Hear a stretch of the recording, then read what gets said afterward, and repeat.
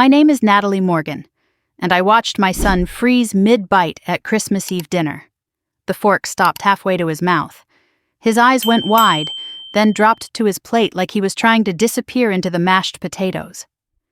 Across the table, my sister Veronica was still talking, still laughing, her wine glass catching the light from the chandelier she had installed last spring. The chandelier I paid for. Your son will always need help, Natalie. Face it. He is never going to be normal. The words hung in the air like smoke. I could feel everyone at the table shift, the subtle repositioning of people who did not want to get involved. My mother lifted her wine glass and took a long sip, her eyes fixed on the centerpiece. My father studied the pattern on his plate like it contained the secrets of the universe. Derek, my brother-in-law, actually smirked. Marcus dropped his fork. The clatter of metal against china cut through the silence, and every head turned toward him. My 12-year-old son, who had just performed a piano piece he had been practicing for 3 months, who had stood in front of everyone and played his heart out despite his trembling hands, was now fighting back tears in front of the entire family. His face had gone red, that particular shade of humiliation that children wear when they realize adults can be cruel too. I waited. I waited for my mother to say something. I waited for my father to tell Veronica that was enough. I waited for anyone at that table to defend my child. No one did. My mother changed the subject to the weather. My father asked Derek about golf. Veronica reached for another dinner roll like she had not just gutted a 12-year-old boy in front of his entire family. I looked at my sister. She was wearing a red silk dress that cost more than my monthly grocery budget. Her diamond earrings caught the light every time she moved. Her highlighted hair was salon perfect. Her nails were freshly manicured, probably from that spa in Myers Park where a basic pedicure cost $200. I knew because I was the one paying for it. I was paying for all of it. The dress, the earrings, the house we were sitting in, the private school her 3 children attended, the country club membership, the Mercedes in the driveway, the designer bag sitting on the counter that I did not recognize, the one I had not paid for, a Birkin that must have cost more than some people's annual salary. I was looking at a woman whose entire lifestyle I had been secretly funding for 6 years, and she had just called my son defective. Something inside me shifted. It was not rage. Rage is hot and messy and makes you do stupid things. This was different. This was cold. This was clear. This was the feeling of finally seeing something that had been right in front of you the whole time. Marcus pushed back from the table. His chair scraped against the hardwood floor. "Excuse me," he mumbled, not looking at anyone. "I need to use the bathroom." He walked fast toward the hallway, his shoulders hunched up around his ears, moving with that stiff urgency of someone trying very hard not to run, trying very hard not to cry in front of people who would only use his tears against him later. Veronica watched him go with a little shake of her head. "He is so sensitive," she sighed, reaching for her wine. "You really coddle him, Natalie. That is the problem. He needs to toughen up. The world is not going to be nice to him." I stood up from the table. My napkin dropped onto my seat. "Excuse me." I walked down the hallway of my sister's McMansion, past the family photos in their matching silver frames, past the abstract art that cost more than my car, past all the evidence of a life that looked successful from the outside. I knew the truth of that life. I knew every invoice, every transfer, every desperate phone call that had built this illusion of prosperity.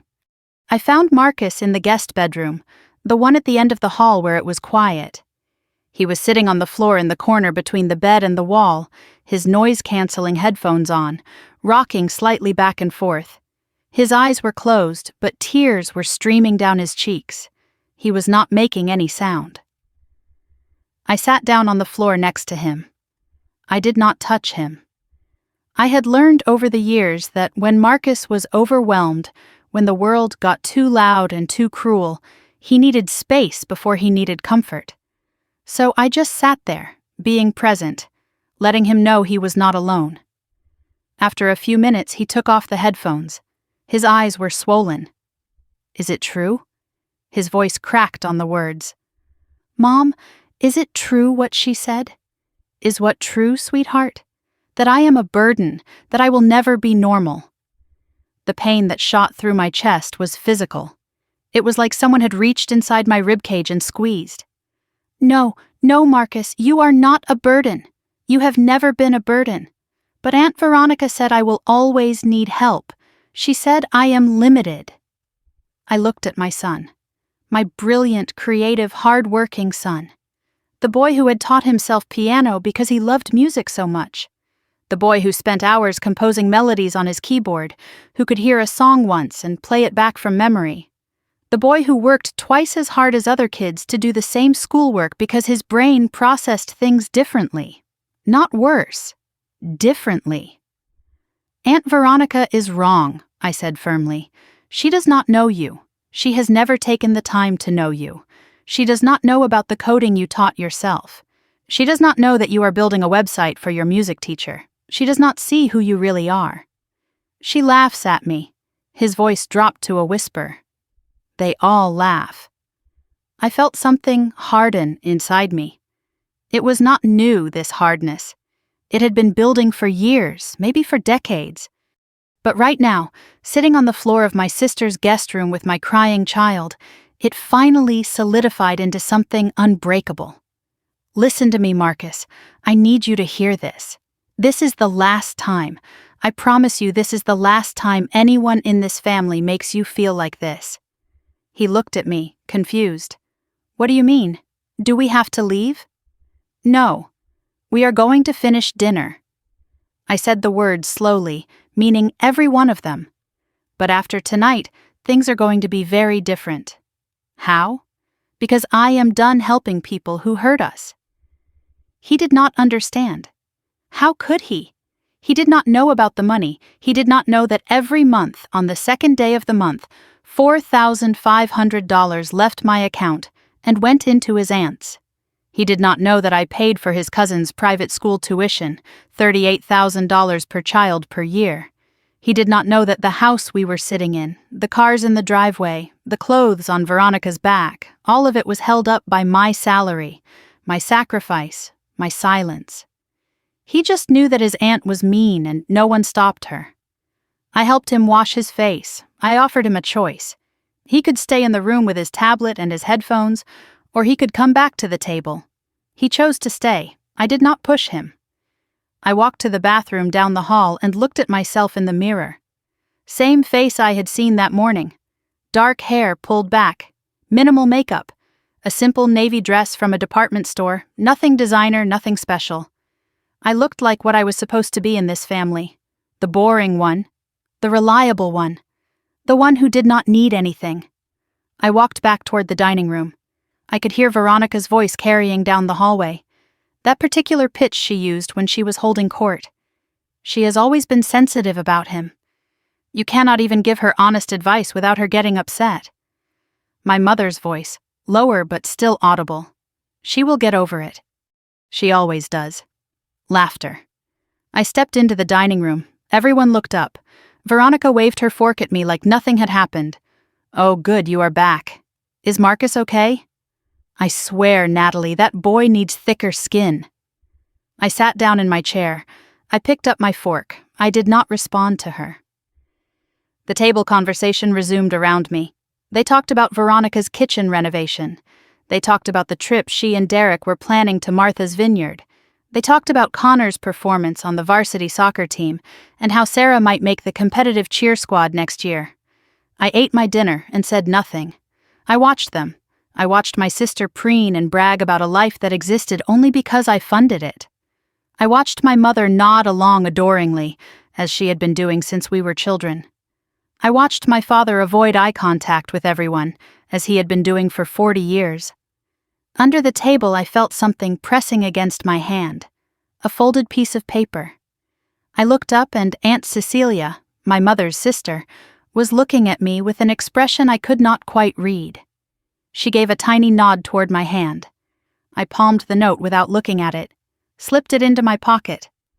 As dessert was served, Veronica made another comment. "It is too bad Marcus is not out here for pie." Oh well, he is probably too sensitive for sugar too. Derek laughed. My mother smiled tightly. My father excused himself to get more coffee. Then Veronica added, quieter but not quiet enough. He is so sensitive, just like his father was. Remember him, Nat? The one who could not handle it either? She was comparing my son to the man who abandoned us. The man who walked out when Marcus was 4 years old right after the diagnosis, because he could not deal with having a child who was different. Something that had been cracking inside me finally broke clean through. But the break was not destruction. It was release. I smiled at my sister. I thanked my mother for the lovely dinner. I collected my son from the guest bedroom and walked him out to my sensible 5-year-old sedan. I drove us home in silence. That night, after Marcus went to bed, I took out the note from Aunt Cecilia. 2 sentences, written in her neat handwriting. We need to talk, alone. It is about Veronica. I stared at those words for a long time. Then I opened my laptop and looked at the bank transfer scheduled for January 2nd. $4,500. Destination, Veronica's checking account. The same transfer I had made every month for almost 4 years. My hand hovered over the keyboard. For 6 years I had been buying peace, buying acceptance, buying the illusion that I belonged in this family. Tonight I learned what that money actually bought me. The privilege of watching my sister mock my child while everyone stayed silent. I thought about Marcus asking if he was a burden. I thought about him hiding in the guest room, crying without making a sound. I thought about all the Christmas dinners and Thanksgivings and Easter brunches where Veronica made her little comments and nobody said a word. I had paid for every single one of those meals. Not anymore. I clicked cancel transfer. The screen asked me if I was sure. I had never been more sure of anything in my life. The drive home from Veronica's house was silent. Marcus sat in the passenger seat with his headphones on, staring out the window at the Christmas lights decorating the houses in Myers Park. Every house on this street cost at least $1 million. Every lawn was perfectly manicured, every decoration professionally installed. I drove through this neighborhood of wealth and wondered how many of these families had secrets like ours. My phone buzzed in my purse. I ignored it. I knew who it was. When we pulled into the driveway of my townhouse, modest and simple compared to where we had just been, Marcus finally spoke. "Can we just go home?" "We are home, sweetheart." He nodded and got out of the car without another word. I watched him walk to the front door, his shoulders still hunched, still carrying the weight of what his aunt had said. I wanted to tell him it would be okay. I wanted to promise him that people would not always be this cruel. But I had learned a long time ago not to make promises I could not keep. Inside, the warmth of our small home wrapped around us. The Christmas tree in the corner was nothing like Veronica's 12-foot designer spectacle. Ours was 6 feet tall, decorated with ornaments Marcus had made over the years, strung with lights that blinked unevenly because I had bought them on sale 3 years ago. It was imperfect and beautiful and ours. Marcus headed straight for the stairs. "I am going to my room." "Okay, I love you." He paused on the 3rd step. "Love you too, Mom." Then he was gone, and I was alone with the silence and my thoughts. As I drove, my mind kept drifting back, the way it always did when Veronica hurt me. Back to the beginning, to all the small moments that had built into this towering structure of resentment and imbalance. Growing up in Charlotte, we were a middle-class family in a middle-class neighborhood. Nothing special, nothing lacking. But inside our house there was a clear divide. Veronica was the older sister, 4 years ahead of me, and she was everything I was not. She was beautiful where I was plain. She was social where I was quiet. She demanded attention and she received it.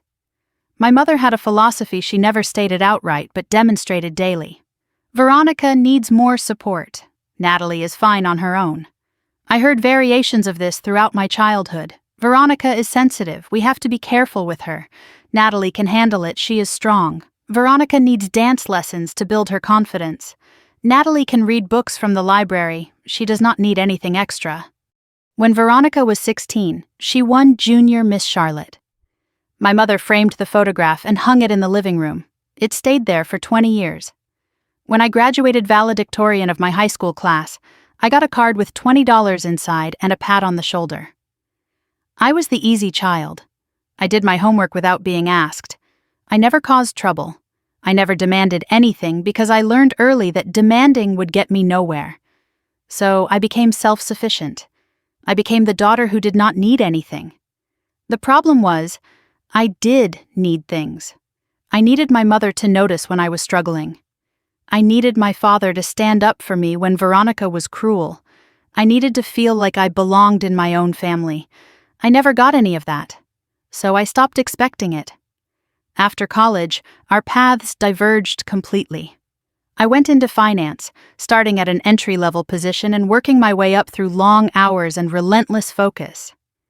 I lived in a small apartment for years, saving every penny. I drove used cars. I bought clothes on clearance. By the time I was 30, I had built a career that made me one of the top financial analysts at my firm. Nobody in my family understood what I did. They just knew I worked with numbers. Boring, my mother said once. Not glamorous like Veronica's life. Veronica had married Derek Hayes at 24. Derek was handsome and charming, and worked in car sales, which sounded impressive until you realized his income was entirely commission-based and wildly unpredictable. But Veronica did not want predictable. She wanted impressive. She wanted a big house in a nice neighborhood. She wanted private schools for her children and a membership at the country club. She wanted the life she felt she deserved. The gap between what she wanted and what Derek could provide was vast. I did not know how vast until 6 years ago, when my mother showed up at my apartment crying. Veronica is going to lose her house.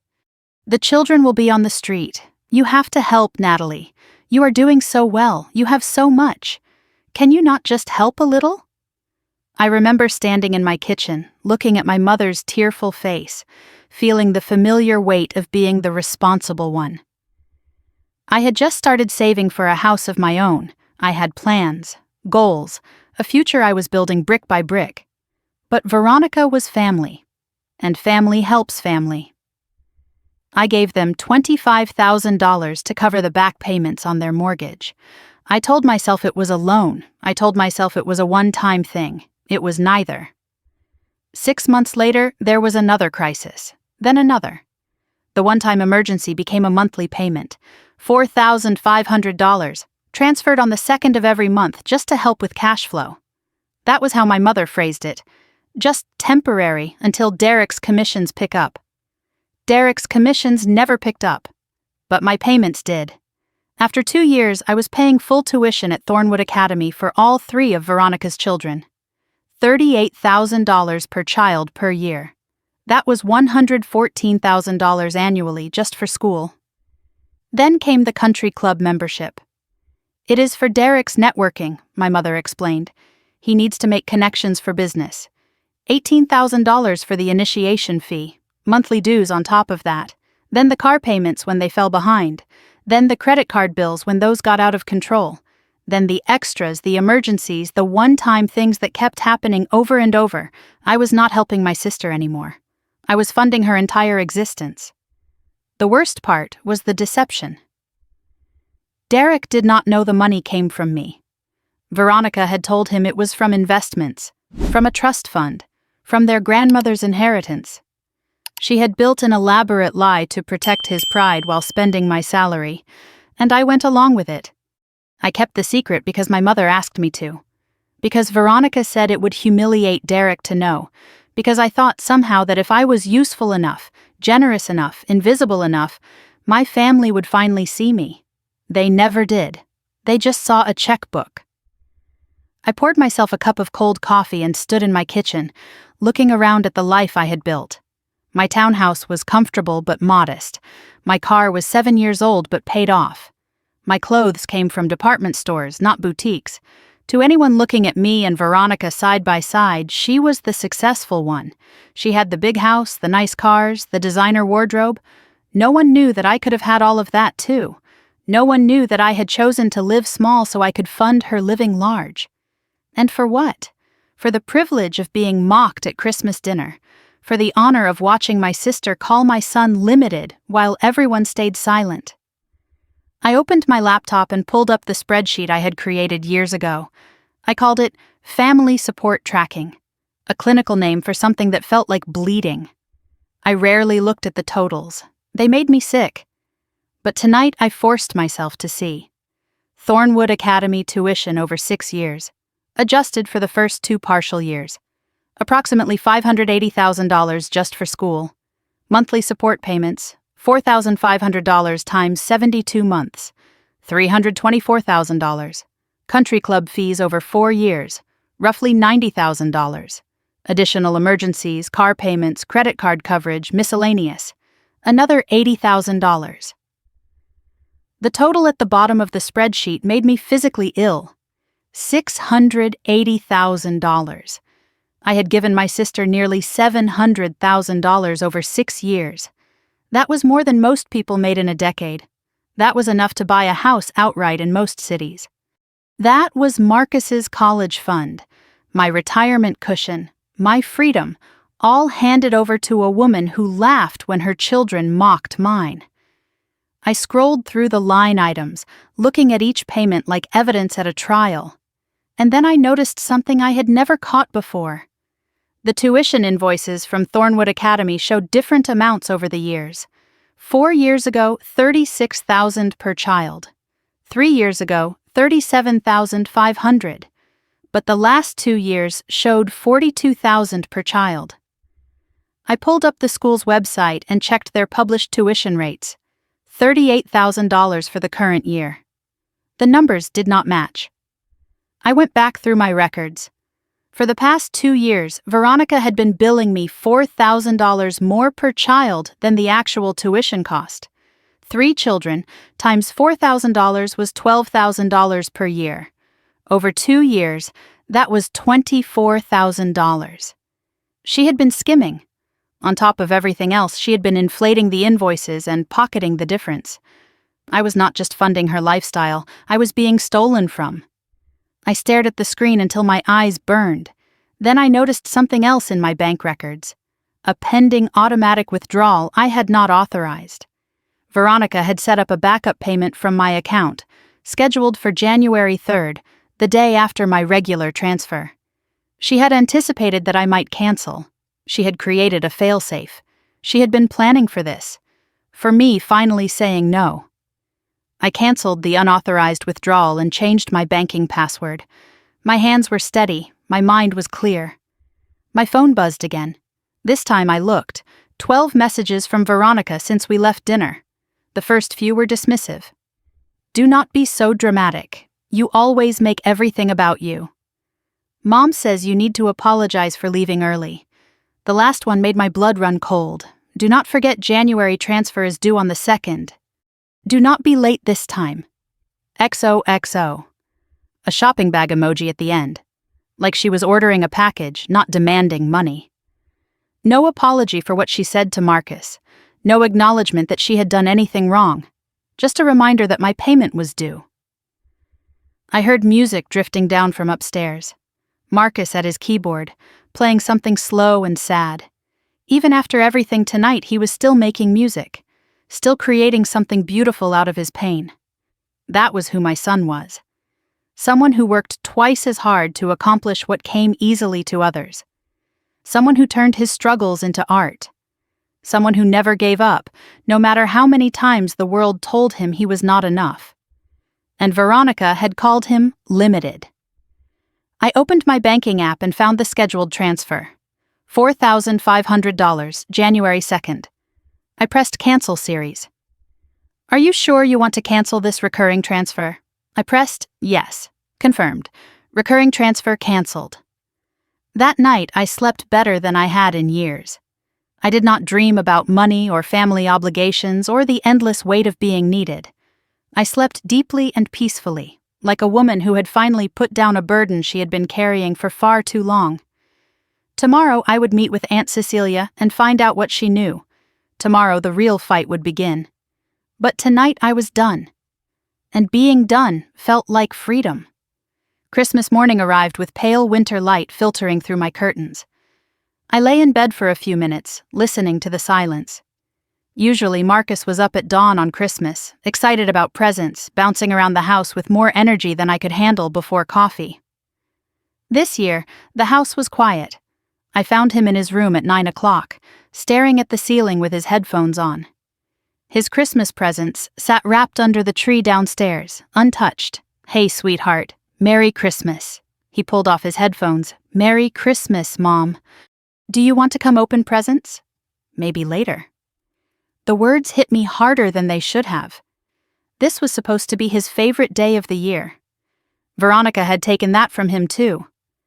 I went downstairs and made coffee, then sat at the kitchen table with my laptop. I needed to understand exactly what I was dealing with. The spreadsheet from last night was still open, the numbers glaring at me like accusations. I started going through the Thornwood Academy invoices more carefully. The payments had been going to something called Thornwood Academy Parent Account, not directly to the school. I had assumed it was some kind of billing portal. Now I wondered if it was an account Veronica controlled. I searched my email for any correspondence from the school. There was nothing. All communication had gone through Veronica. She had been the intermediary, the filter between me and the institution I was supposedly paying. My phone buzzed. A text from Graham Bennett, my coworker. "Merry Christmas. Hope you and Marcus are having a good one. How was family dinner?" Graham had been my friend at work for 3 years. We had lunch together most days, talked about everything except the things that really mattered.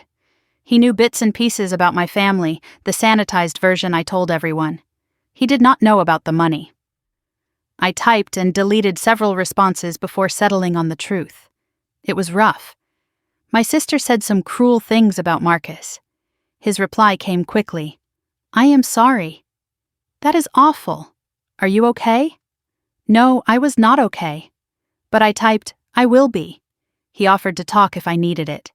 He made a joke about his own sister insulting his cooking at their family dinner. He told me I worked harder than anyone he knew, and I deserved better from people. I stared at that last message for a long time. You deserve better. When was the last time anyone in my family had said something like that to me? The answer was never.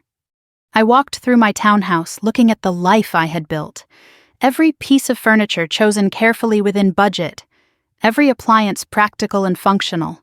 My kitchen with its 15-year-old countertops. My living room with the second-hand couch I had recovered myself. I thought about Veronica's house, the marble countertops I had paid for, the professional landscaping funded by my monthly transfers, the brand new appliances, the designer furniture, the art on the walls that cost more than my car. She treated me like the poor relation. She looked down on my modest life. She pitied me while wearing clothes purchased with my money. And I had let her. Year after year, I had let her. My laptop pinged, a text coming through from a number I did not recognize. "Someone at your company was asking questions about you. Be careful." I stared at the screen. No name, no explanation, just a warning from an anonymous source. Who was asking questions? What kind of questions? I tried calling the number. It rang 6 times and went to a generic voicemail. I texted back, "Who is this?" No response. I looked at Aunt Cecilia's note still sitting on my kitchen counter. "We need to talk, alone. It is about Veronica. Tomorrow I would find out what Cecilia knew, and maybe I would find out who was warning me too." That afternoon, Marcus finally came downstairs. He stood in the living room looking at the Christmas tree, at the modest pile of presents underneath it. "Can we open them now?" Relief flooded through me. Of course we can. We sat together on the floor and I watched him unwrap each gift. Sheet music for a piece he had been wanting to learn. New noise-canceling headphones better than his old ones. A book about famous pianists throughout history. Art supplies because he liked to draw too. He looked at each present with genuine appreciation, not the bored entitlement I had seen in his cousins over the years. "You always know what I like, Mom." I had to blink back tears. I swear I was not a crier, but something about his simple gratitude undid me. He noticed. "Are you sad about last night?" "A little," I admitted, "but being here with you makes it better." He hugged me. It was rare for him to initiate physical affection, and I held on to the moment. "I do not need Aunt Veronica to like me," he said quietly. "I just need you." Later that evening, after we had eaten leftover Christmas cookies for dinner because neither of us felt like cooking, Marcus sat down at his keyboard. He started playing something new, something I had not heard before. A melody that built slowly, moved through minor keys, then resolved into something almost hopeful. "What is that?" I asked. "Something I am working on. I do not have a name for it yet." I listened as he played, as his fingers moved across the keys with the kind of focus that made him forget the rest of the world existed. This was his gift. Not despite his ADHD and dyslexia, but woven through them. His brain worked differently, and that difference made him see patterns and hear music that other people missed. Veronica had called him limited. She had no idea what she was looking at. When he finished, I made a decision. I opened my banking app and found the unauthorized automatic withdrawal Veronica had set up, the backup payment she had created without my knowledge. I canceled it. Then I went through every account I had, looking for anything else she might have done without telling me. I found 3 credit card charges from the past month that I had not made. Small amounts, probably hoping I would not notice. A spa visit, a restaurant, a department store. She had added herself as an authorized user on my credit card without asking permission. I removed her access. Then I went back to the scheduled transfer for January 2nd. I had already canceled it, but I pulled up the confirmation screen just to look at it again. Recurring transfer canceled. 6 years of payments ended with a single click. My phone buzzed. Another text from the unknown number. She knows something is wrong. Be ready. I did not know who was warning me or why, but I knew they were right. Veronica would not let this go quietly. The storm was coming, and for the first time in my life, I was ready for it. The next morning I drove to Blue Moon Cafe to meet Aunt Cecilia. The coffee shop was tucked away in a working-class neighborhood on the east side of Charlotte, far from the expensive boutiques and exclusive restaurants of Myers Park. There was no chance of running into Veronica or anyone from her social circle here. I arrived early and took a corner booth facing the door. The cafe was small and worn, with exposed brick walls and mismatched furniture, the kind of place that served excellent coffee and did not care about appearances. It felt honest, which was more than I could say for most of the places I had been lately. At exactly 2 o'clock, Cecilia walked in. She was 61, my mother's younger sister, with silver hair cut short and practical. She wore no jewelry except a simple watch. Her clothes were sensible, not designer. She had always been the outcast of our family, labeled as difficult and jealous by my mother, dismissed as someone who did not understand how families worked. I was beginning to think she was the only one who understood anything at all. She spotted me and walked over, her face serious. She slid into the booth across from me and ordered tea when the server came by. "Thank you for coming," she said. "I know yesterday was hard. You said you had something to tell me about Veronica." Cecilia nodded. She pulled out her phone and placed it on the table between us. "I have been suspicious of your sister for a long time. 2 months ago I saw something I could not ignore. She told me the story. She had been having lunch at a restaurant in uptown Charlotte near the Ritz-Carlton. Expensive, exclusive, the kind of place where business deals were made over $300 bottles of wine. She had noticed Veronica at a corner table. Veronica was not alone. The man with her was in his late 40s, well-dressed, silver at the temples. He had the look of money, real money, the kind that came from decades of accumulation rather than the desperate performance Veronica put on. They were sitting close together, their conversation intimate. At one point, he reached across the table and took her hand. Cecilia had taken photos. She turned her phone toward me and scrolled through the images. Veronica and the man holding hands. Veronica laughing at something he said, leaning in close. The man slipping something into her purse, something that looked like cash or a credit card, and then a photo that made my stomach turn. Veronica and the man kissing. Not a friendly peck on the cheek. A real kiss. "Who is he?" I asked. Cecilia put down the phone. His name is Victor Ashford. He is a real estate developer, very wealthy, and very married.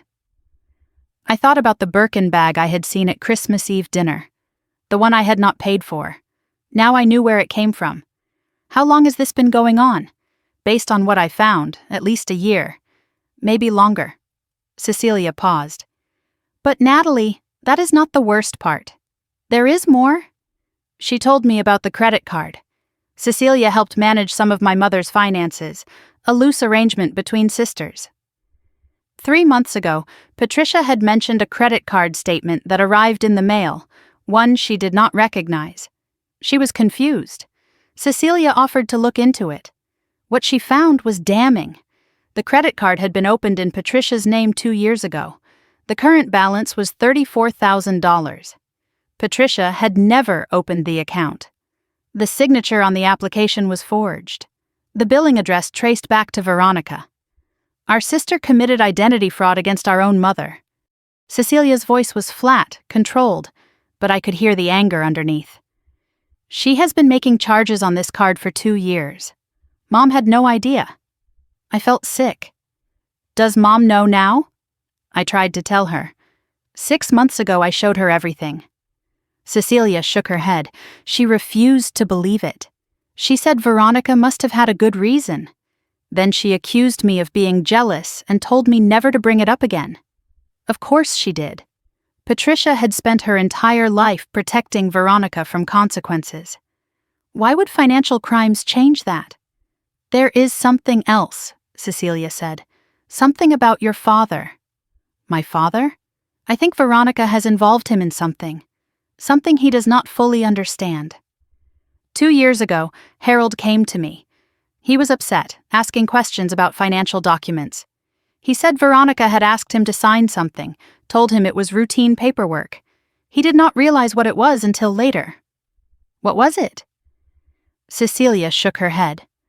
I do not know exactly. Something about a loan, maybe. He was too ashamed to tell me the details.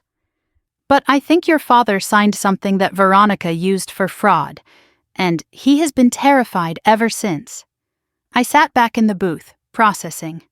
Veronica was not just entitled and cruel, she was a criminal. She had committed identity fraud against our mother. She had possibly involved our father in bank fraud.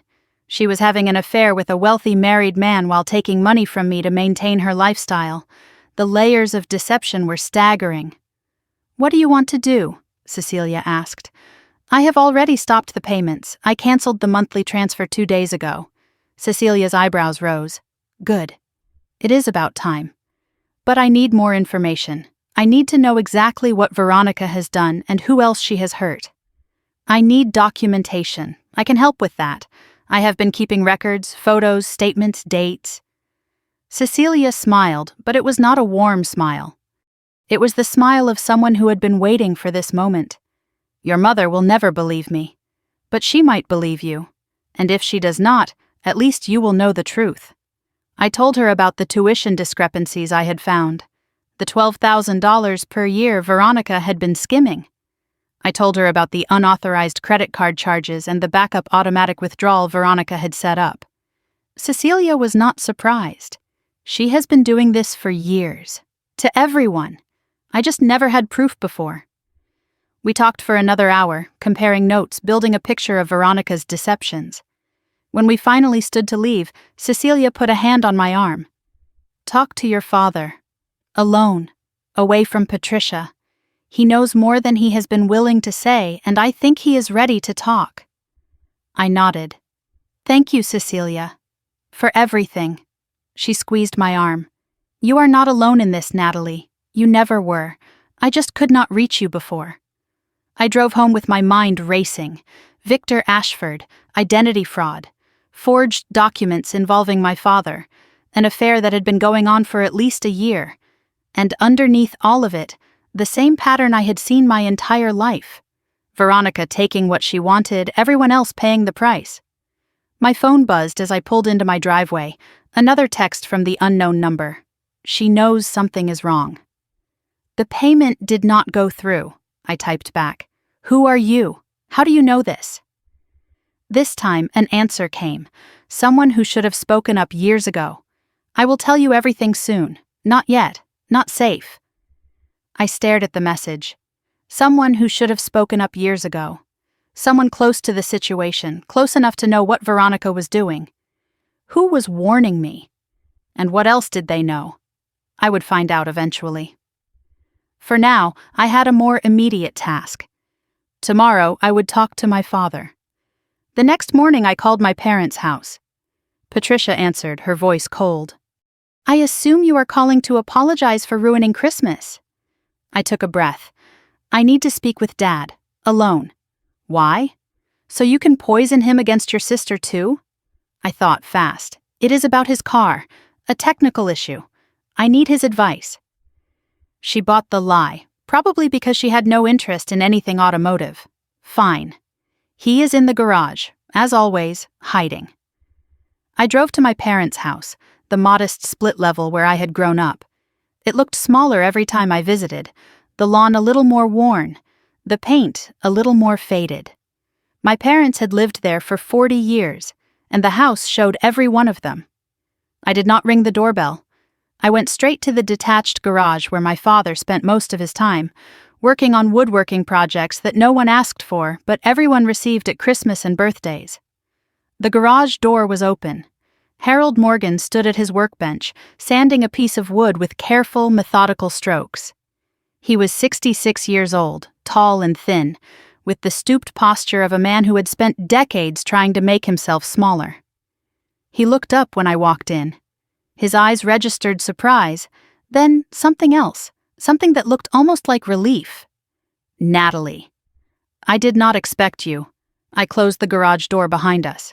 Privacy. We needed privacy. Dad, I need to talk to you. Really talk. He set down the sandpaper. His hands were trembling slightly. Is this about Christmas? It is about everything. He was quiet for a moment.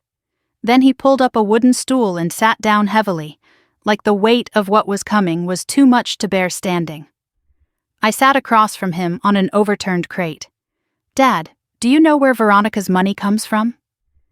The question hung between us. I watched his face change, watched the defenses crumble, watched something that had been held in for years finally break free. I have known for 4 years, he said quietly. The confession poured out. He had overheard Patricia on the phone with Veronica, discussing the monthly amount, asking if I had sent it yet. He had confronted Patricia, demanded to know what was going on. Her response had been typical. It is none of your business. Natalie is happy to help. We do not discuss it. Harold had known for 4 years that I was funding Veronica's lifestyle. He had watched me being used, watched me being mocked at family gatherings, and said nothing. I wanted to speak up. His voice cracked. But your mother, she controls everything, every conversation, every decision, every family narrative. I was afraid. Afraid of what? He looked at me with eyes full of shame. Afraid she would leave me, afraid I would lose everything, afraid of being alone. 40 years of marriage, and my father had been living in fear of his own wife. The realization was devastating. There is more, he said. I gave Veronica money too. What? He had been giving her money from his retirement savings, secretly, without Patricia knowing. $50,000 over 3 years. She said she was desperate. She said the children would suffer. He rubbed his face with calloused hands. She said not to tell your mother because it would cause problems. The same manipulation she had used on me, on everyone. The same script, the same performance, the same lies. Dad, there is something else I need to ask you about. Cecilia told me Veronica had you sign a document a few years ago. Something you did not understand. His face went pale. He told me the story.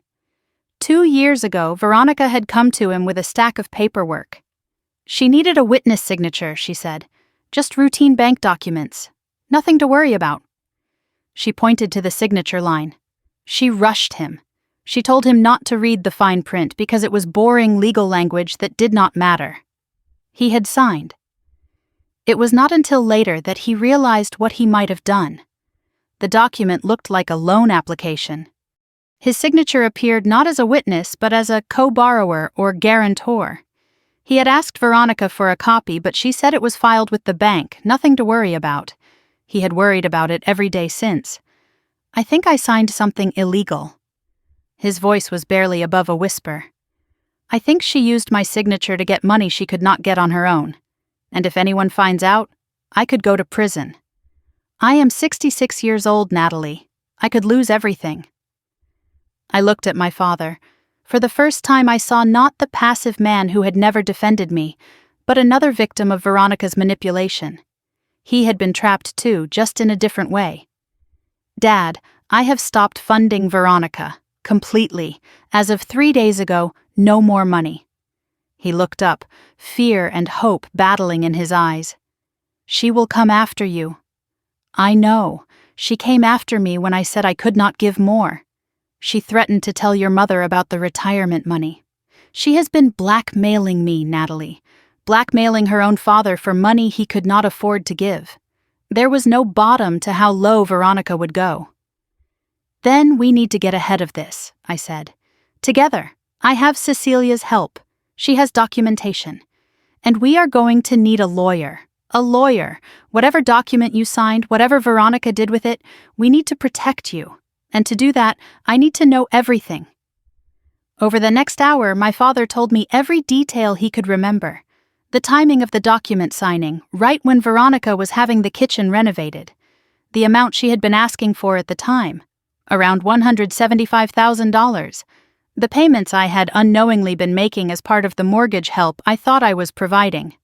Veronica had taken out a home equity loan using our father as a fraudulent cosigner, and I had been paying it off without knowing.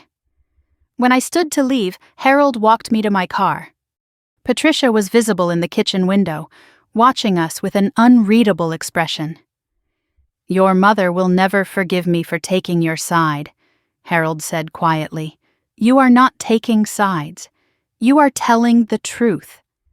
In this family, that is the same thing. My phone rang as I reached the car. Veronica's ringtone, the one I had assigned to her years ago so I would know to brace myself before answering. I looked at my father. He saw the caller ID. You do not have to answer. I know. But I want to hear what she says. I picked up. Veronica's voice was high-pitched, barely controlled. The panic was audible underneath the anger. Natalie, we need to talk. Now. There has been some kind of banking error. My payment did not come through. The school called, the club called. What is going on? There is no error, Veronica. Silence on the line. Then, quieter, more dangerous. What do you mean? I mean the payments have stopped, permanently. The silence stretched for 3 heartbeats. 4, 5, you cannot do that. Her voice had gone cold. I already did. This is not over, Natalie. The line went dead. I looked at my father through the car window. He looked older than he had an hour ago, but also somehow straighter, like telling the truth had taken a weight off his shoulders. The storm was here, and I was ready. January 2nd arrived like any other Monday, gray and cold, Charlotte winter pressing against the windows of my office building. I sat at my desk, trying to focus on quarterly reports, but my mind was elsewhere. Today was the day Veronica would have received her monthly deposit. Today was the day reality would hit. My phone had been quiet all morning, eerily quiet. No calls from Veronica, no texts from Patricia, no voicemails filled with accusations. The silence felt wrong, like the moment before a car crash. Graham stopped by my desk around 11. You okay? You seem distracted. Family stuff. It is about to get complicated. He nodded, not pushing for details. If you need anything, let me know. I appreciated his restraint. Graham had become a steady presence in my life over the past few years, someone I could count on without expectations or obligations. It was refreshing after a lifetime of family entanglements. At 11:47, my desk phone rang. The receptionist's voice was cautious. Miss Morgan, there is a woman here to see you. She says she is your sister. I walked to the lobby knowing what I would find. Veronica stood near the entrance, her designer coat buttoned up, her hair perfectly styled. To anyone else, she looked like a successful woman waiting for a meeting. I could see the cracks underneath. The too tight grip on her purse. The rigid set of her shoulders. The fury barely contained behind her pleasant expression. "Natalie, we need to talk. Privately. This is not a good time." Her voice rose. "Make it a good time. Do you have any idea what you have done?" Heads were turning. The receptionist looked uncomfortable. A security guard near the elevators was watching us closely. I grabbed Veronica's arm, harder than necessary. "Follow me, now!" I led her to a small conference room on the first floor, the kind used for quick meetings and phone calls. I closed the door and stood with my back against it. Veronica erupted. "What the hell are you doing?" The bank declined the transfer. The school called me at 8 o'clock this morning. They wanted to know about tuition payment. Do you know how humiliating that was? I was standing in the lobby when Mrs. Davidson pulled me aside and asked if there was a problem with the account. "I canceled the payments," I said. "All of them." Her face went through several expressions. Disbelief first, then rage, then something calculated. "You cannot just do that. You promised." "I never promised a lifetime supply. I helped when you were in crisis." "That was 6 years ago. The crisis should have been over by now. The crisis is ongoing." "Derek's commissions are unreliable. The children need their school. You know how important Thornwood is for their futures. Then send them to public school. It is free." She recoiled like I had slapped her. "Public school? My children? With regular people?" "I went to public school. Marcus goes to public school. And look how that turned out." She sneered the words, unable to help herself even now. I felt my control slip just slightly. Then I pulled it back. "Let us talk about what I know, Veronica." Her eyes narrowed. "What are you talking about?" "The tuition invoices. You have been inflating them, billing me $4,000 more per child than the actual cost. $12,000 a year you have been skimming off the top." Her face went white. "I do not know what you are talking about. I have the school's published rates. I have your invoices." "The math does not add up. Where did that extra $24,000 go over the last 2 years?" She tried to recover. "That is administrative fees. Processing costs. Show me the documentation. Show me where the school charges those fees." Silence. I continued. "And the credit card in Mom's name, the one she did not open." Her face crumbled for just a second before she rebuilt the mask. "You do not understand the pressure I am under. I understand you committed identity fraud against our mother." "That is a felony, Veronica." The word landed like a physical blow. She took a step back. "You have no proof. I have statements. I have the signature analysis Cecilia ordered. I have everything." We stood there in the small conference room, 2 sisters who had never really been sisters at all. Just 2 people bound by blood and obligation, one taking and one giving until there was nothing left to give. Veronica's expression changed. The panic faded, replaced by something harder. Something dangerous. "Fine. You want to play this game?" She stepped closer. "I know things about you too, Natalie, things you have buried." "What are you talking about?" "I know about Marcus's father. I know why he really left. I know you paid him." The words hit me like ice water. "How do you know about that?" "I have my sources. Does not matter how. But if you cut me off, I will tell everyone. I will tell everyone you paid a man to abandon his child. How do you think that will look? For you? For Marcus? 8 years ago, when Marcus was 4, I had made the hardest decision of my life. My husband, Marcus's father, could not accept the diagnosis. He had wanted to send Marcus to an institution, a residential facility where he would not have to deal with the reality of a child who was different. When I refused, he threatened a custody battle, not because he wanted Marcus, because he wanted to hurt me. My lawyer told me it could get ugly, years of litigation. Marcus in the middle of it, examined by experts, discussed in courtrooms, treated like evidence rather than a child. So I made a deal, $50,000 for my husband to sign away his parental rights and disappear completely. A devil's bargain to protect my son from a father who saw him as defective. I had never told anyone. The custody agreement was sealed. It was supposed to stay buried forever. "Tell whoever you want," I said, and my voice was steady even though my heart was pounding. "I paid a man to leave so my son could have a peaceful life. What are you going to tell them about yourself?" "Excuse me?" "About Victor Ashford." She froze. The color drained from her face. "I know about the affair. I have photos. I know about the money he has been giving you, the gifts, the secret meetings. And I know he is under federal investigation for fraud. How much of what he gave you came from illegal sources, Veronica?" The silence stretched between us. She had come into this room thinking she held all the cards. Now she was realizing I had a few of my own. "You do not understand," she said finally, but her voice had lost its edge. "I understand perfectly. You have been stealing from our parents, lying to your husband, having an affair with a criminal, and using my money to fund all of it. And when I stopped paying, your first instinct was to threaten me. This is not over." But she was already moving toward the door.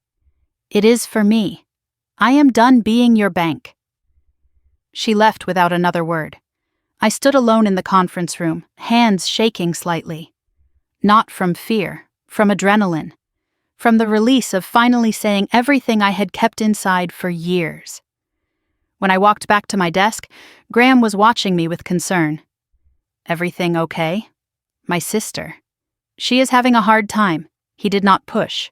But I saw something in his eyes. Understanding, maybe. Or solidarity. My boss, Robert, called me into his office an hour later. That scene in the lobby. "Is there something I should know?" "Personal family matter. It will not happen again." He nodded, but his expression was cautious. "HR will probably want to document it. Just for the record." I understood. The workplace had rules, and Veronica had made a scene in front of half the company. There would be questions, paperwork, maybe a note in my file. Another consequence of her inability to control herself. But I had bigger concerns. The anonymous texts echoed in my mind. "Someone was asking about you at your office." Was this what they meant? Was Veronica already trying to sabotage my career? That night, my mother arrived at my townhouse unannounced. She did not ring the doorbell. She pounded on it. I opened the door and she pushed past me without greeting. "We need to talk. So talk." Patricia stood in my kitchen, her face flushed with anger, her hands trembling. "How could you do this to your sister? To this family?" "I stopped payments that I had no obligation to continue." "No obligation? She is your sister. She has been living off my income for 6 years. Do the math, Mom. $700,000. Patricia waved her hand dismissively. "That is what family does. We help each other. Help goes both ways." When did Veronica help me? When Marcus was diagnosed? When his father left? "You were always independent. You did not need help. The same narrative. 40 years of the same narrative. I needed help. I needed my family to see me. I needed someone to tell Veronica to stop treating me like an ATM. But none of that happened because you trained everyone to think I did not need anything." "Do not be dramatic, Natalie. The gaslighting was so practiced, so smooth, she probably did not even realize she was doing it." "Let us talk about the credit card," I said. "What credit card?" "The one opened in your name." "That you did not open. The one with $34,000 of debt." Patricia's face went still. "I do not know what you are talking about." Aunt Cecilia showed me the statements. She showed me the forged signature. Cecilia is a jealous, bitter woman. Cecilia is the only honest person in this family besides me and Dad. Your father does not know anything about... She stopped herself, but it was too late. "About what, Mom?" "What does Dad not know?" She was grasping for control, trying to redirect the conversation, but I had her off balance. "This is none of your business. Veronica committed identity fraud against you. That is a crime. She stole from her own mother. She was desperate. She made mistakes. She did not mean to. She meant every bit of it. She has been lying to everyone for years. About the money, about the fraud, about the affair. At the word affair, Patricia shut down completely. Her face went cold. I will not listen to you slander your sister. Victor Ashford. There are photos. I do not want to see them. I do not want to hear this. She was protecting Veronica even now, even when faced with evidence of crimes.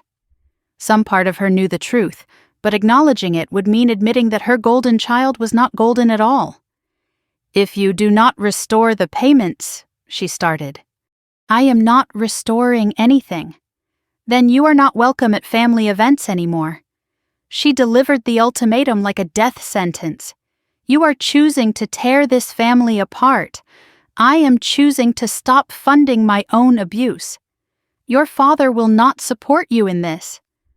Actually, he already has. She froze. What did you say? Dad knows. About everything. The payments, the documents, all of it. He supports me. Her face went red, then white. The betrayal of her husband siding with the wrong daughter was almost too much for her to process. If Harold thinks, she started. Harold knows, Mom. He has known for years. He was just too afraid of you to say anything. She grabbed her purse, her movements jerky with fury. You have destroyed this family. No, you and Veronica destroyed it. I am just done pretending it was ever whole. She left without another word. The door closed behind her with a quiet click, more devastating somehow than a slam. I stood in my kitchen, alone, trembling. I had done it. I had stood up to my mother, to Veronica, to the entire family system that had been crushing me for 4 decades. Behind me I heard a sound. I turned. Marcus was sitting on the stairs. His headphones were around his neck, not on. He had heard everything. Mom? I walked over and sat beside him on the step. How much did you hear? Enough. I waited for his questions, his fears, his confusion. Are we in trouble because of me? Because I am different? The question broke my heart. No, sweetheart, no, none of this is about you. But Aunt Veronica said, Aunt Veronica was wrong. She is wrong about a lot of things. This is about money and lies and how she treated you. I am protecting us, both of us. He leaned against me, something he rarely did. I do not like Aunt Veronica. You do not have to like her. But I do not want you to be sad. I put my arm around him. I am not sad, Marcus. I am fighting, and I am going to win. That night, after Marcus went to bed, I checked my phone. A text from Cecilia. Victor Ashford is in real trouble. Big news coming. A text from Graham. Hope today got better. I am here if you need to talk. Nothing from Patricia. Nothing from Veronica. I opened my laptop and searched for Victor Ashford Charlotte. The headlines made me catch my breath. Real estate developer under federal investigation. Ashford Properties faces fraud allegations. Sources say indictment possible. Victor Ashford was going down, and Veronica was tied to him. The affair was not just about attraction. Victor had been another income source, another person for Veronica to manipulate, and now that source was drying up just as I had cut off mine. Her empire was collapsing from every direction. I should have felt satisfaction. Instead, I felt exhausted. This was my sister. We had grown up in the same house, shared the same parents, the same childhood. Somewhere underneath all the manipulation and lies, there had been a little girl who used to hold my hand when we crossed the street. That girl was gone. Maybe she had never really existed at all. I closed the laptop and went to bed. Tomorrow would bring more chaos, more revelations, more consequences. But tonight, I had won my first real battle, and I intended to win the war. The weeks that followed moved in a blur of strategy and preparation. January turned to February, and I built my case methodically, the way I approached every project at work. I met with my accountant 3 times, organizing 6 years of financial records into a comprehensive timeline. Every payment documented, every transfer time-stamped, every instance of Veronica's skimming highlighted in yellow. The evidence was damning. Cecilia continued her surveillance. She had sources I did not ask about, people who owed her favors or shared her suspicions about Veronica. More photos accumulated. Victor Ashford's legal troubles escalated daily in the news, bank accounts frozen, investigation expanding. His wife filing for divorce and cooperating with federal investigators. Through it all, Veronica's world cracked and crumbled. The school sent their final warning in mid-January. Tuition 4 weeks overdue. A 10-day deadline to pay, or the children would be withdrawn. Veronica could not pay. Without my money and Victor's support, there was nothing left. The country club suspended her membership for non-payment. She had tried to charge her monthly dues to the credit card I had canceled, apparently forgetting that I had removed her access. The rejection at the front desk must have been humiliating, the kind of public embarrassment Veronica had spent her whole life trying to avoid. The Mercedes was repossessed. I heard about it from Cecilia, who heard it from a neighbor. One morning the car was there, the next it was gone, leaving an oil stain on the driveway like a ghost. The mortgage fell behind. The letters from the bank started coming. First warnings, then threats. The house Veronica loved so much, the symbol of the life she had built on lies and other people's money, was slipping away. Through it all, she tried to maintain the facade. Her social media posts continued, pictures of happy family moments and grateful life reflections. But the cracks showed to anyone paying attention. The backgrounds grew less impressive. The designer clothes gave way to simpler outfits. The carefree smile looked more and more strained. I watched from a distance, documenting everything. Graham became a steady presence during those weeks. Lunches together at work turned into conversations that lasted longer than they should. He never asked about the details of my family situation, but he made it clear he was there if I needed him. There was something developing between us, something I did not have the energy to examine too closely. It felt good having someone in my corner who expected nothing from me except my company. Marcus thrived in the absence of family pressure. He made new friends in his music class. His piano playing improved dramatically. He seemed lighter somehow, freed from the shadow of relatives who saw him as defective. I was building a new life, piece by piece, while Veronica's old life fell apart. In early February, Derek called me for the first time in years. "Natalie, I need to ask you something, and I need you to tell me the truth." "Okay." "Have you been giving Veronica money?" "A lot of money?" I confirmed it. $680,000 over 6 years. The sound he made was like something breaking. She told me her grandmother left an inheritance. She told me she had investments. "It was you, this whole time, yes, the whole time." His devastation was audible even through the phone. His pride, built on a foundation he thought was solid, had just crumbled to dust. "I found something else," he said. "About Victor Ashford. I know about him too. He needed to meet, in person, away from Veronica, away from everyone." We met at a coffee shop the next evening. Derek looked destroyed, bags under his eyes, clothes rumpled, the look of a man who had not slept in days. He brought a folder thick with documents. I brought mine. For an hour we compared notes, my spreadsheets showing every payment I had made, his discoveries showing what Veronica had hidden from him. The picture that emerged was worse than either of us had imagined. Veronica had a separate bank account, one Derek had never known about. Balance: $85,000. She had been siphoning money for years, building an escape fund. The burner phone Derek found in her closet contained texts to Victor going back 18 months. Not just romantic messages, financial discussions, arrangements. Victor had been paying Veronica for something, though the texts were vague about exactly what. And some of the deposits in her hidden account came from offshore sources, the same kind of offshore accounts mentioned in news reports about Victor's investigation. "My wife may be involved in federal crimes," Derek said.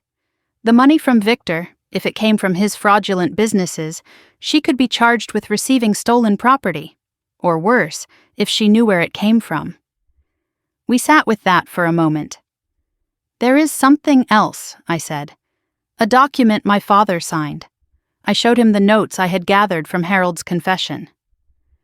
The home equity loan for $175,000. My father's signature obtained under false pretenses. The payments I had unknowingly been making. Derek looked sick. She used her own father to commit bank fraud, and me to pay it off. We strategized. Derek wanted a divorce. He wanted primary custody of the children. He wanted to protect them from Veronica's lies and the legal exposure that might be coming. "Will you testify?" he asked. "About the money, the deception?" "Yes, for the kids' sake. Not for revenge, for truth." Before we left, Derek mentioned something else. "Veronica has been making calls I cannot trace, talking to someone for hours. Not Victor. I think she has a lawyer, or someone helping her plan something." The anonymous texts came back to me. "She knows you are talking to Derek. She is planning something. Be ready." Someone was watching. Someone was warning me. I still did not know who. As I drove home, Cecilia texted. "Victor's wife talked to the feds. She gave them names. Veronica's name came up. The investigation was circling closer." Then another text from the unknown number. "She knows you are talking to Derek. She is planning something. Be ready." The storm was building. I could feel it gathering force. All the lies and secrets and betrayals swirling together into something that would eventually explode. I was ready. Whatever came next, I was ready. Derek filed for divorce the next week. The papers were served to Veronica at the house, delivered by a process server while the children were at school. A neighbor's doorbell camera caught her reaction. She walked outside, read the documents, crumpled them in her fist. Then she stood completely still for a long moment. Then she screamed. It was a raw animal sound, the noise of someone losing control completely. The video spread through the neighborhood network within hours. Everyone saw, everyone knew, the mask was finally falling, and what was underneath was terrifying. Veronica showed up at Marcus's school the next morning. She walked into the front office and told them she was there to pick up her nephew. The school called me immediately. "Miss Morgan, there is a woman here claiming to be your sister. She wants to take Marcus out of school. Do not let her. Do not let her anywhere near him." The principal handled it. Veronica was escorted off the premises. Marcus never even knew she had been there, not until I told him that evening. His face went pale. "Why would she do that?" "I do not know, sweetheart. But you are safe. I made sure the school knows she is not allowed to pick you up. Ever." We updated the authorization lists. Photo ID required for anyone collecting Marcus. Extra vigilance from the office staff. I was taking no chances. That night, Veronica texted me. "You think you are protecting him? You are destroying him. A boy needs family. You are taking that away." The projection was staggering. She was the one who had called him limited. She was the one who had tried to take him from school without permission. And she was accusing me of destruction. I did not respond. I screenshotted the message, saved it with all the others. Documentation. Every attack she made, she handed me more evidence. The following week I met Derek again. He had made his decision. Divorce papers filed. Primary custody requested based on Veronica's financial deception, documented infidelity, and increasingly erratic behavior. "I was not a perfect husband," he told me, "but I never cheated, never lied about money. I worked double shifts so she could have her life. And that life was funded by you. His guilt was genuine. He had benefited from my money too, even unknowingly.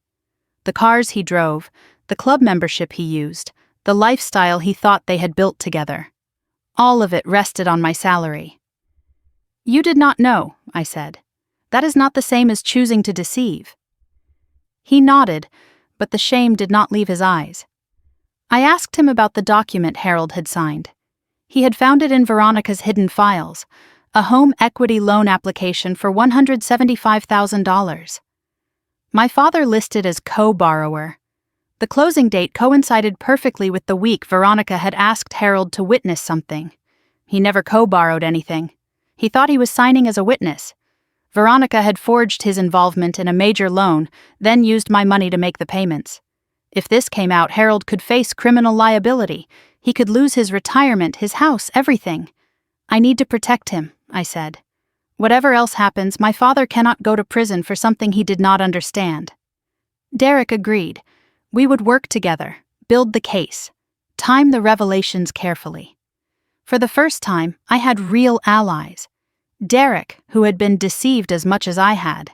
Cecilia, who had been warning people about Veronica for years. Harold, who had finally found the courage to speak up. Graham, who offered steady support without asking for anything in return. And the anonymous source, whoever they were, still sending warnings. Another text arrived that night. She hired a private investigator. "Looking into you, trying to find dirt, be clean." I was clean. My finances were straightforward. My life was modest and honest. There was nothing to find. But Veronica did not know that. She was searching for ammunition, trying to find something she could use against me the way I had used the truth against her. The difference was, I had facts. She was looking for fiction. 2 days later, Cecilia called with more news. Victor Ashford's wife gave the federal investigators a list of women Victor had supported. Veronica's name was on it.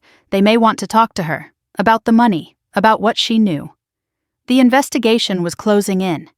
Veronica's world was collapsing from every direction. Her marriage ending, her children being taken, her financial house of cards falling apart.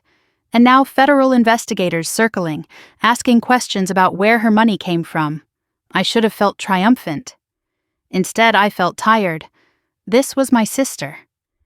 Despite everything, despite all the lies and manipulation, we shared blood, we shared history. There had been moments when we were very young, before the competition and the favoritism had poisoned everything, when we had been something like friends. That was gone now. Maybe it had never really existed. But the child she had been, the little girl who had existed before she learned to lie and manipulate, that child deserved mourning. I mourned her that night. Then I got back to work. The emergency custody hearing was scheduled for the end of March. Derek's lawyer was confident. The evidence of Veronica's instability was overwhelming. The financial deception, the affair, the erratic behavior, the attempt to take Marcus from school. Any judge would see the pattern. The children would be protected. That was what mattered. Connor, Sarah, and Braden had not asked for any of this. They were victims too, in their own way. Victims of a mother who had taught them that appearances mattered more than truth, that manipulation was acceptable, that other people existed to be used. They would need therapy, they would need time. But they had a father who loved them and wanted what was best for them. That was more than many children had, more than I had ever had. The mystery ally reached out again the day before the custody hearing. "She is going to try something at the hearing. Do not let her get to you. Stay calm. The truth is on your side." "Who are you?" I texted back, this time a longer response. Someone who should have spoken up years ago. "I will tell you everything soon. Not yet. Not safe. But soon." The hearing was the next day. Whatever Veronica was planning, I would be ready. The truth was on my side. And the truth was going to win. March arrived with cold rain and a custody hearing that changed everything. Derek sat at the plaintiff's table with his lawyer, a sharp-eyed woman named Catherine Walsh, who had built her career on family law cases involving financial deception. I sat in the gallery, there as a potential witness, my folder of documentation on my lap. Veronica arrived late. She was wearing a simple dress, no designer labels visible, her hair pulled back in a way that made her look smaller, more vulnerable. It was a calculated choice. Even now, she was performing. But the performance did not matter. The evidence did. Derek's lawyer presented a systematic case, bank records showing the hidden account with $85,000. Text messages from the burner phone documenting the affair with Victor Ashford, screenshots of social media posts demonstrating erratic behavior, testimony from neighbors about the screaming incident after the divorce papers arrived, documentation of the school incident when Veronica had tried to take Marcus. And then there was me. I took the stand and told the truth. 6 years of payments. $680,000. The tuition I had funded. The lifestyle I had maintained. The lies Veronica had told her husband about where the money came from. Derek's face was stone as he listened. He had known the broad strokes, but hearing it laid out in a courtroom, with dates and dollar amounts and bank statements as exhibits, made it real in a way that private conversations could not. Veronica's lawyer tried to paint me as vindictive, a bitter sister seeking revenge for childhood slights. I stayed calm, answered questions directly, referred back to the documentation. "You stopped making payments abruptly," her lawyer said. "Is it not true that you did this specifically to destabilize your sister's life?" "I stopped making payments because my sister publicly humiliated my 12-year-old son and called him defective. I stopped because I discovered she had been skimming money from the inflated invoices she sent me. I stopped because I found out she had committed identity fraud against our mother. I stopped because I learned she had used our father to co-sign a fraudulent loan without his knowledge." The lawyer had no response to that. The judge granted Derek emergency primary custody. Veronica would have supervised visitation only, pending further evaluation. The children would stay with their father. Veronica sat motionless as the ruling was read.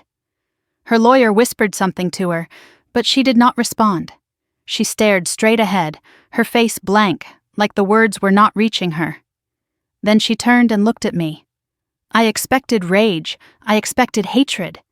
What I saw was something else, something hollow, something broken. For just a moment I saw my sister. Not the manipulator, not the liar, not the woman who had spent decades using everyone around her. Just my sister, finally facing the consequences of her choices. Then the mask came back up, and she looked away. 2 weeks later, federal investigators formally questioned Veronica about her relationship with Victor Ashford. The interview lasted 3 hours. Her lawyer was present. No charges were filed immediately, but the investigation remained open. The money Victor had given her over 18 months totaled approximately $120,000. Some of it had come from accounts now frozen as part of the federal fraud case. If prosecutors decided Veronica had known the money was illegally obtained, she could face charges. Her lawyer was negotiating cooperation in the Victor case in exchange for immunity or reduced charges, but nothing was certain yet. Through it all, Veronica's public facade continued to crumble. The school withdrawal was official. Her children now attended public school, the same district where Marcus went. I heard from other parents that Connor had struggled at first, angry and humiliated, but was starting to adjust. Sarah had made a friend in her new class. Braden, the youngest, seemed relatively unfazed. Children are resilient, more resilient than adults sometimes. The house went into foreclosure proceedings. Veronica was still living there, but not for long. Derek had found an apartment closer to his new workplace, a fresh start in a modest building with good schools nearby. The children split their time between Derek's apartment and the decaying mansion, watching their mother's world fall apart in real time. I kept my distance from all of it. My role was finished. I had testified, provided documentation, told the truth. What happened next was not my responsibility. But I watched. I could not help watching. In early April, the mystery ally finally revealed themselves. I received a text with an address. A diner across town, far from Charlotte's wealthy neighborhoods. A time. A promise. I will tell you everything. It is time. I went. The diner was a working-class place, worn booths and strong coffee, the kind of establishment where regulars knew each other's orders. I scanned the room as I walked in, looking for anyone familiar. In a back booth I saw her. A woman in her early 40s, blonde hair going gray at the roots, tired eyes that had seen too much. She looked familiar, but I could not place her. Then she smiled and I remembered. Diane, Veronica's college roommate, her best friend for years until suddenly she was not. I had met her a few times at holidays and parties, back when Veronica still invited me to things. Then Diane had disappeared from Veronica's life, and no one had explained why. Now I understood. I slid into the booth across from her. You have been warning me. Yes. Why? Because Veronica did to me what she has been doing to you, and I was too ashamed to say anything for 15 years. Diane told me her story. In college, she and Veronica had been inseparable, best friends, roommates, closer than sisters. Then Diane had gotten a boyfriend, someone serious, someone she thought she would marry. Veronica slept with him. Not once, but repeatedly for months, while pretending to be Diane's confidant. When Diane found out, Veronica had shown no remorse. She had laughed. She had said Diane should be grateful someone wanted him because he was not exactly a prize. The friendship ended. The boyfriend ended. Diane had been devastated. But that was not all. A year after graduation, when Diane was struggling to find work, Veronica had offered to help. A loan, she called it. $5,000 to cover rent and bills while Diane got back on her feet. The loan came with conditions. Interest that compounded monthly. A repayment schedule that became impossible to meet. Within 2 years, Diane owed $15,000. When she could not pay, Veronica had threatened to tell Diane's new employer about a college incident, something embarrassing but not criminal, that could have cost her the job. Blackmail. I paid her off eventually, Diane said. Took me 5 years. But by then, I had learned to watch her from a distance. I knew what she was capable of, and now? Now I have documentation, emails from years ago when Veronica was planning her moves. Proof that the tuition inflation was deliberate, not a mistake. Evidence that she targeted your father specifically because she knew he would not read what he was signing. She slid a folder across the table. I opened it. Pages of emails, screenshots of text conversations, financial records with annotations. A roadmap of Veronica's schemes going back more than a decade. Why did you not come forward sooner? Because I was afraid. She had leverage on me. But then Victor happened. And then you stopped paying. And I realized that if everyone she had hurt stood together, she could not threaten all of us. Diane's evidence filled in the gaps. Veronica had not stumbled into manipulation. She had practiced it, refined it, made it her life's work. The pattern was clear. Identify targets, build dependency, extract resources. Silence anyone who threatened to expose her. She had done it to Diane, to me, to our parents, to Derek, to her own children. The villain of my story was not complicated. She was simply, consistently, unrelentingly cruel. I thanked Diane. I took the folder. I added it to my documentation.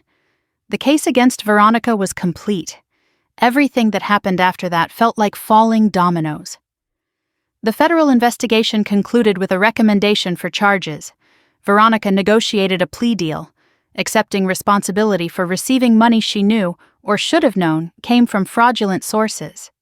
The penalty was probation and community service, lighter than it could have been because she cooperated against Victor. Derek finalized the divorce and received permanent primary custody. Veronica got supervised visitation, 1 afternoon a week with a court-appointed monitor present. Patricia finally saw the documentation, all of it. Cecilia brought it to her, spread it across the kitchen table, made her look at every page. The identity fraud, the forged loan, the emails showing premeditation, the photos of the affair. Patricia did not speak to Veronica for 3 months. She did not speak to me either, but that was different. She was angry at me for being right. Harold and I grew closer. We had dinner once a week, just the two of us, talking about things we should have discussed years ago. He was working with my lawyer to untangle the fraudulent loan, building a case that he had been deceived. The bank was cooperating. It looked like he would avoid criminal liability.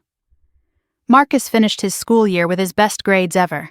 His piano teacher entered him in a regional competition. He was nervous, but excited. "I want to perform something I wrote myself," he told me. "Is that allowed?" I checked with the organizers. Original compositions were permitted. Marcus had been working on something for months. He called it a work in progress, would not let me hear it, disappeared into his room for hours at a time with his keyboard and his headphones. "It is not ready yet," he said whenever I asked. But it will be. Spring turned to summer, turned to fall. The day of the recital arrived on a November morning, crisp and clear, the kind of autumn day that made Charlotte beautiful. Marcus was nervous, fidgeting with his sheet music, adjusting and readjusting his collar. "You are going to be great," I told him. "What if I mess up? Then you will keep playing. That is what great musicians do." We drove to the auditorium together, my 12-year-old son and me, heading toward something that felt like more than a school performance. It felt like the end of a chapter, the beginning of something new. Whatever happened on that stage, we had already won. We were still standing. We were still together. And that was everything. The morning of the recital, I woke before my alarm. November light filtered through the curtains, pale and soft, the kind of autumn morning that made everything feel possible.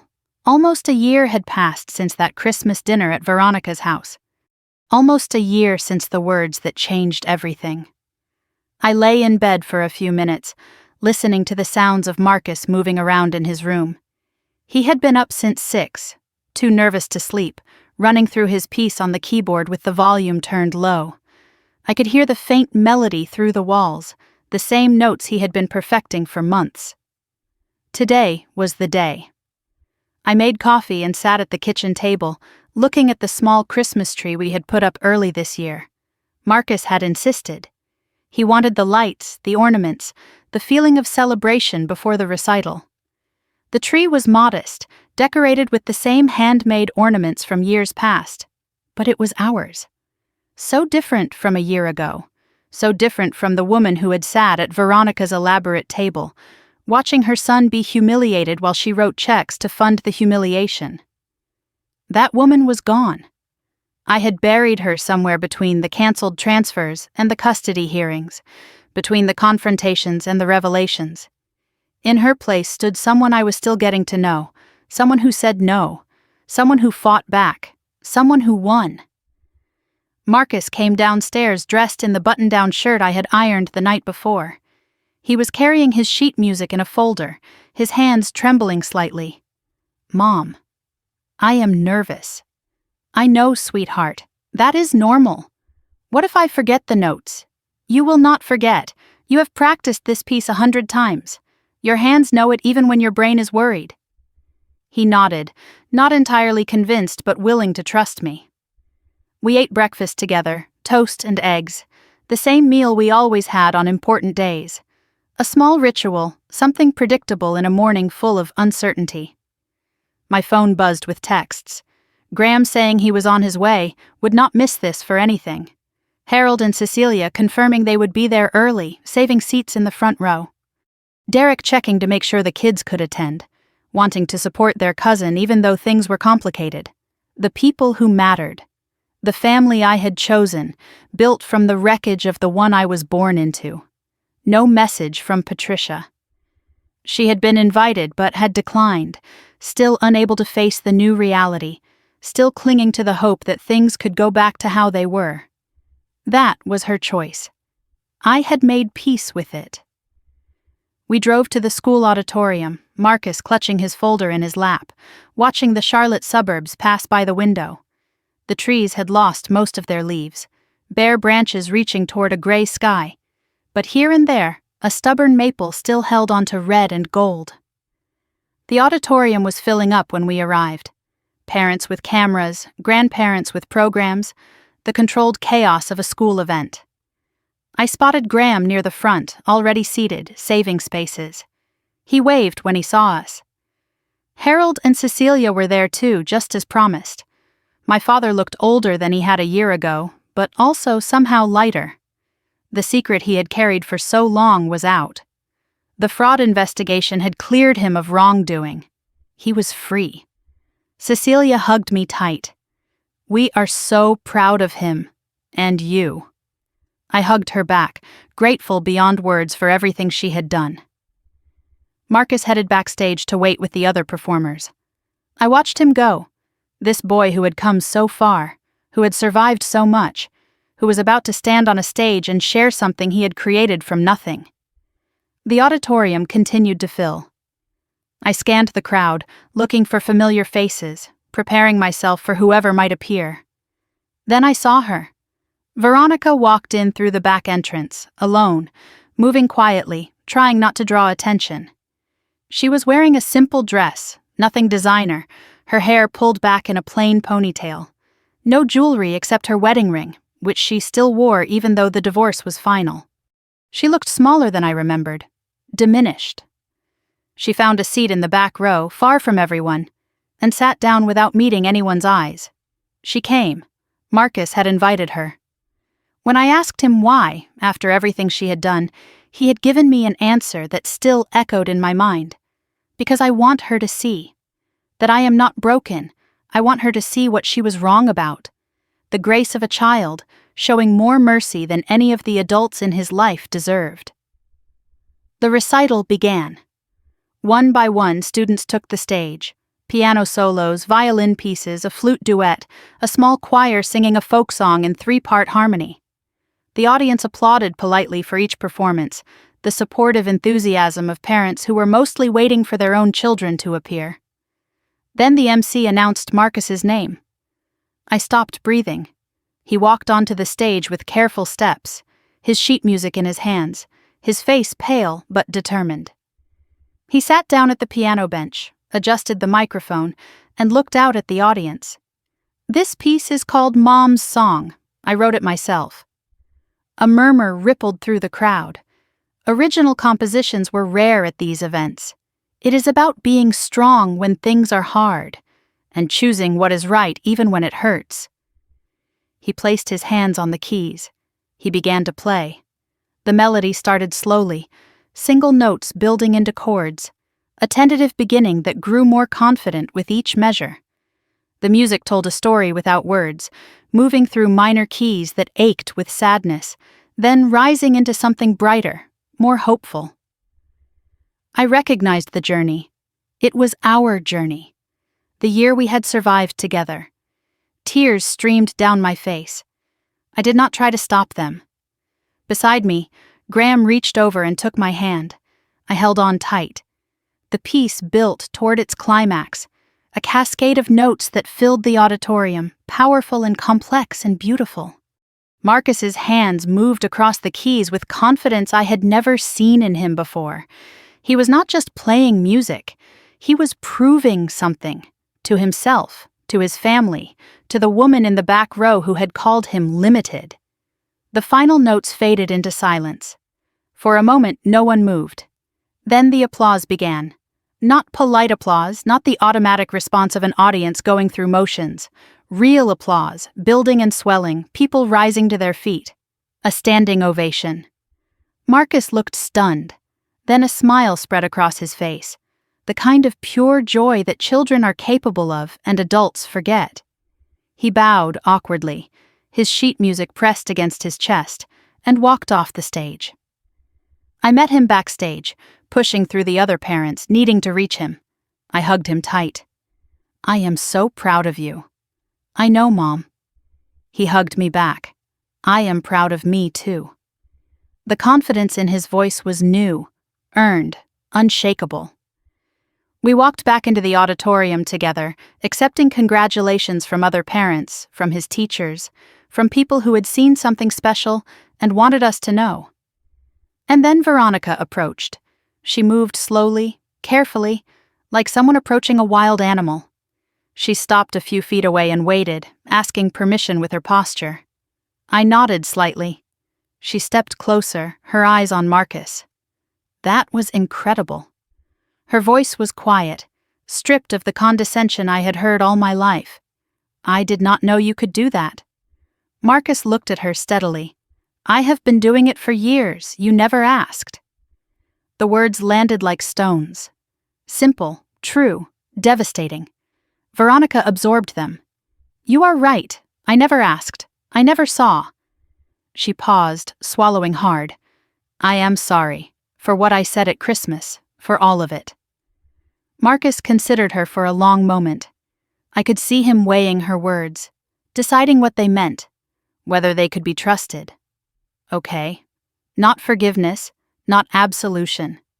Just acknowledgement that she had spoken. Veronica turned to me. I am not asking for anything. I just wanted to see. To really see him. Now I have. She started to walk away. Veronica. She stopped. Maybe in time, I said. If you keep trying. It was not a promise. It was not reconciliation. It was a door left slightly open, a possibility that depended entirely on choices she had not yet made. She nodded once and walked out of the auditorium. The next day was Thanksgiving. For the first time in my life, I hosted. My small townhouse filled with the people who mattered. Marcus, Graham, Harold, Cecilia, Derek and his 3 children, there for an afternoon visit, part of the careful custody arrangement that governed their lives now. The table was modest but full, turkey and stuffing and mashed potatoes, nothing fancy, everything made with care. We squeezed together on mismatched chairs, passing dishes, filling plates, laughing at small jokes. Connor asked Marcus about his piano piece, genuinely curious, none of the dismissiveness his mother had taught him. Sarah helped set the table without being asked. Braden played video games with Marcus before dinner, 2 cousins finding common ground. Derek caught my eye across the table and smiled. The exhaustion was still there, the weight of rebuilding a life, but something else too. Hope, maybe, possibility. Harold said grace.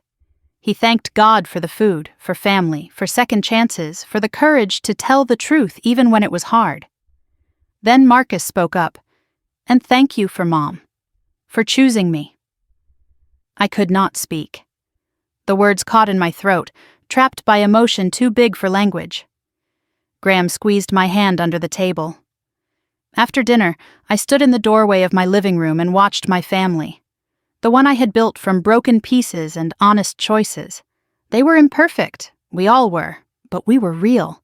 Patricia had not come.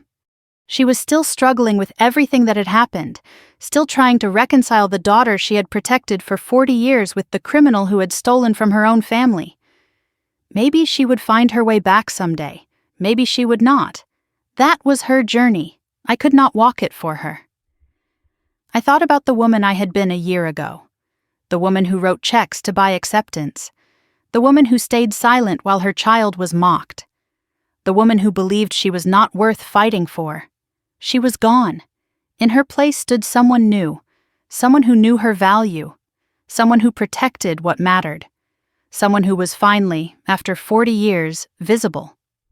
That night, after everyone had left, after Marcus was asleep upstairs, I sat in the living room with the Christmas lights twinkling and the dishes done, and the quiet settling around me like a blanket.